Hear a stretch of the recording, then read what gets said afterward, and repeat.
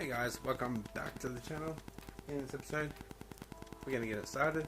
First up, need to prime the oil, so I've removed the relay for the fuel pump. Just going to crank it over and see that fuel pressure, oil pressure come up. Let's go.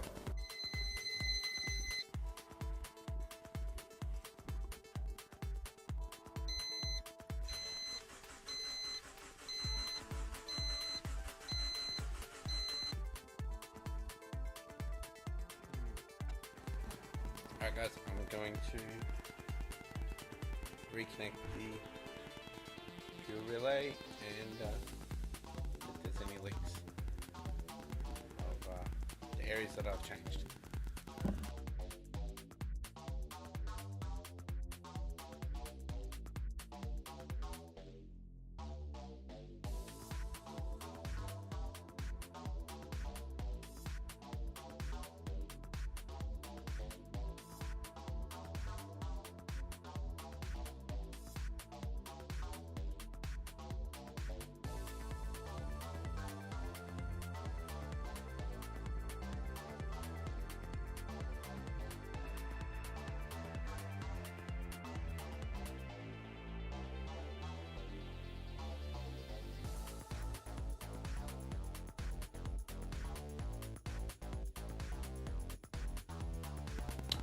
Alright, so I put Teflon tape on the 3 fittings, put the relay back in and give another crack.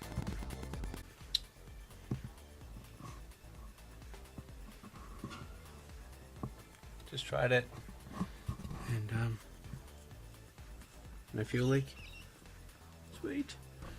Oil leak though. I forgot to put Teflon tape on the grub screws in the sandwich plate, didn't I?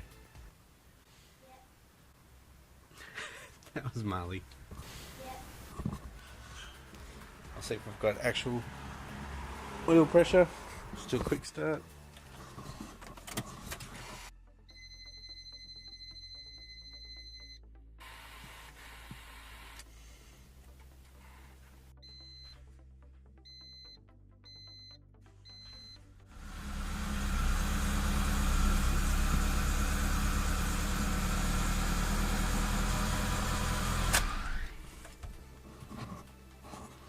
A lot of pressure. I'm going to have to wait a little bit. This exhaust is already hot. And I'll put some Teflon tape on those grub screws. So we should have power steering squealing. Water's gone down, so I've got to fill that. Alright guys, I've fixed the grub screws in the sandwich plate. It's not leaking. But I've been summoned inside by this little fella, so I'm going to do that. Hesitates a little bit on startup, but that's what happens when you delete the TGVs. Yeah. Yeah, this man knows. Probably won't take it for a drive until tomorrow afternoon. We've got a few things on tomorrow, don't we, buddy? Yeah. Yeah. So yeah, stay tuned. We're going for a drive. Alright guys, it's the next day. The day that we break it in. So there's no leaks underneath after sitting overnight. Don't have enough oil in it. Just check the dipstick. It's just touching. Water's still full. Yeah, there's no leaking on around the fuel, which is good. And the thing I need to do is fill up with automatic trans. So we've got to actually get that into gear and move it a bit and then fill it up, because the cooler has nothing in it, so it's going to take a bit, and then we can actually check if that's leaking or not. We don't want it sitting idling for long anyway. We need to break in the rings, so we're going to go for a drive. Just going to move the Peugeot. I'll move it over here. And yeah, it's exciting times. Alright, just move the Peugeot out. This was sitting under it. It's pretty lucky. So I've got one drain there and one drain over the other side of the road. These can go down. Don't want to lose the old 22mm. Alright guys, it's time to start it. Just going to move it forward a little bit, just so like the nose is here, so it's in gear. So we can top up auto trans and see if anything else needs topping up. Then we'll have enough room at the back to get all the stuff off the roof.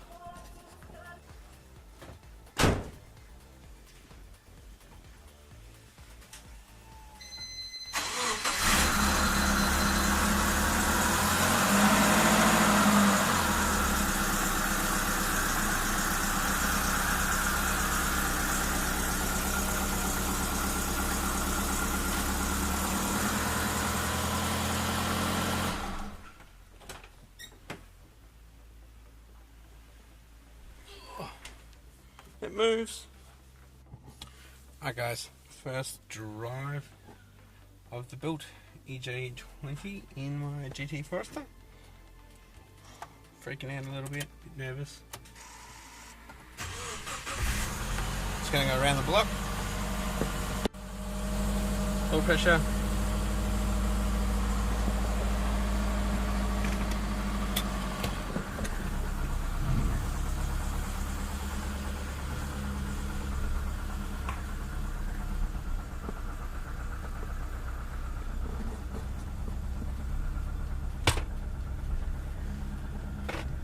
Bit noisy.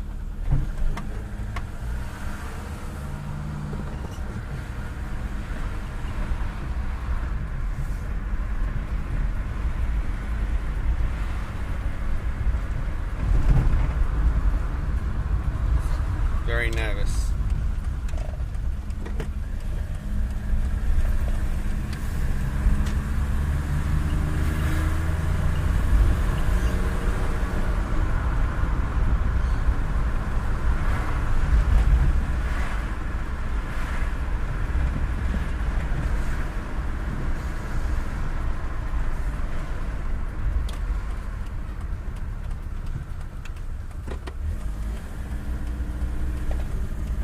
Uh-oh.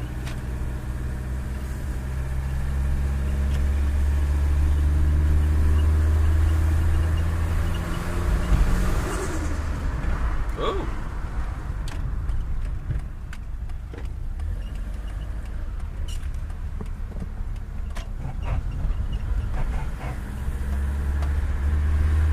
Hesitating a bit.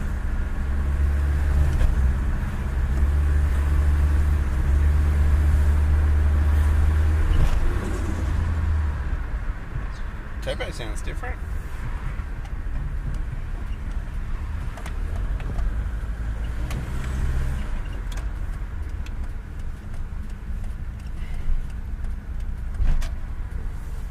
That's going to reverse.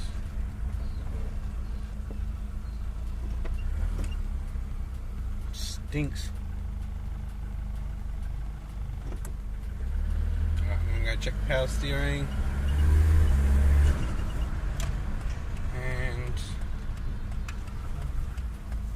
Other things. I'm not going to let it sit here and idle though. See if anything's leaking. Right, we're just getting a bit of smoke off the turbo. That's fine, that's new exhaust. And the manifold's been sitting around for a bit, so it's probably burning off some crap as well. Power steering seems fine. Can't see any leaks up here, fuel's fine.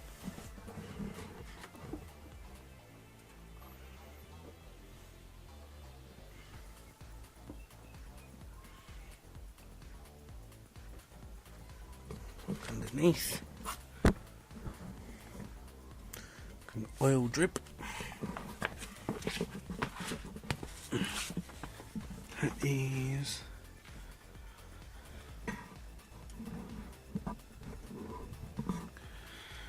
can't see. It's coming off the filter. A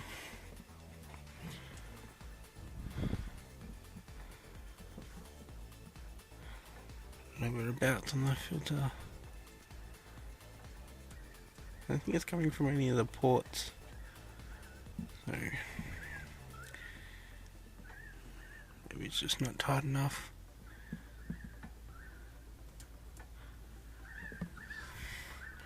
It's on the back side of the filter.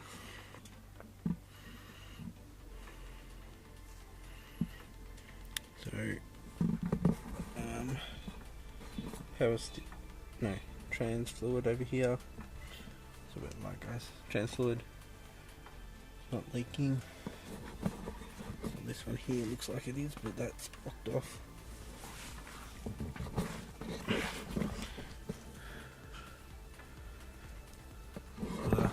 Check the level of the water now. Yeah, everything seems tight, which I guess that'd be a good thing. It's a pretty much brand new engine. Alright, so the trans fluid was down a little bit, which was expected. It was just around the block. So I topped that up a little bit. I'll keep my eye on that. We've got a small drip from oil filter, which is going to get changed out in about 100 k's. Yeah, and we just got stinky exhaust from wearing in, I guess. It smells like burning, so exhaust burning, not like electrical or anything like that, or oil burning or anything like that. So I gather some tools, chuck it in the Forester, and go for a drive. Thanks for watching, guys. Catch you next episode when we dump this oil, and I shall have a booked in dyno tune, a running tune, I guess. Stay tuned. Alright, guys, I'm out for a little break-in, and I broke down. It just cut out. I thought something was knocking, but it was just my exhaust rattling because it was cutting out. Yeah, I've just disconnected the battery. I don't know, it could have been a safety thing. Disconnected. I'll leave it off for 10 minutes or so. Chuck it back on. Hopefully it'll reset the ECU, and I'll just drive it home. Probably 2 or 3 k's away from home, so not far. Yeah, stuck on the side of the road. Woo! Alright, I can. Old Renault. Can't get it to start. It's got fuel pressure. So what I'm going to do is, Mum and Dad's picking me up. I'm going to go home. Going to get the OBD2 reader, see what's going on, and I'll bring back a jerry can. Petrol station just over there. So it says I'm just under a quarter, but I'm getting fuel pressure. Yeah. What's the time? About 4 o'clock. So we've got an hour and a half of light. And there's a tandem trailer over at that petrol station as well if I need to use it. I've driven probably about 10 k's. Got a bit of oil under the car at the moment, so get that sorted. I think it's coming from the drain of the turbo, and then across the cross member. Just, yeah. Alright, guys, got my OBD reader. Came up with cam positioning sensor. So one of them I disconnected, air fuel.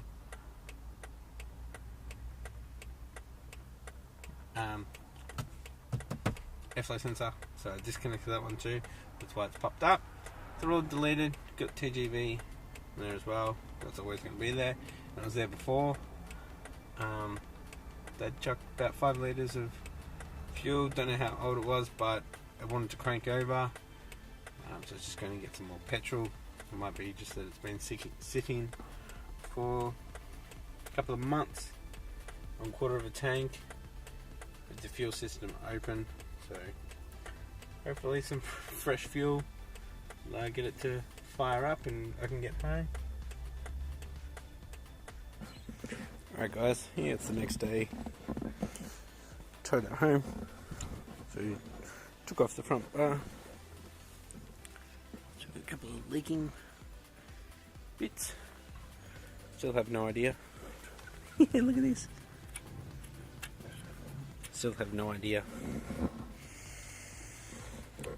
what it was. Alright guys, I've checked the ohms on crank position sensor and cam position sensor, and it's all good. Thought, hey, I'll take the cover off. And something is eating my timing belt. So, not good.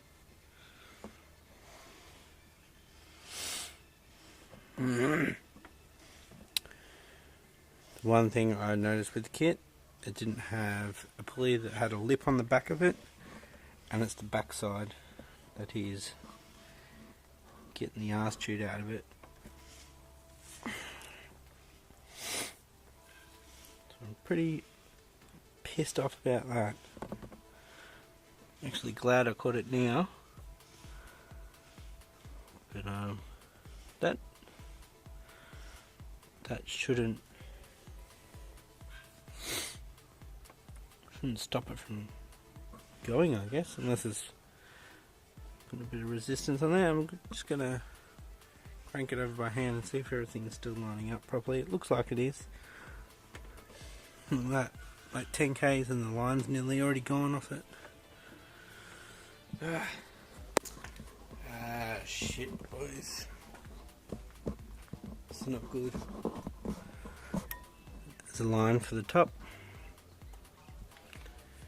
2 lines, 2 lines. It's gone off.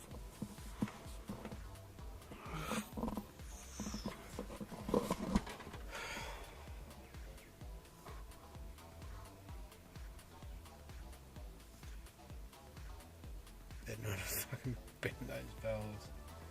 I'm gonna be stuck into that company that sold me the belt. It's obviously put a bit of resistance on there and it's jumped teeth.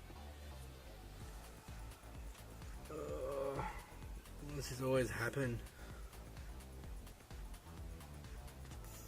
Freaking drain this radiator again. I can do all this while I was in the car. But fuck, it's annoying.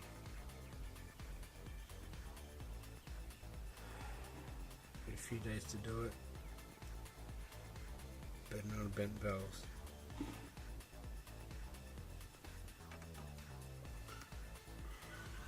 Didn't sound like it. Doesn't sound like it when I crank it. That's why it's not starting. Timing's out. It's like 3 teeth.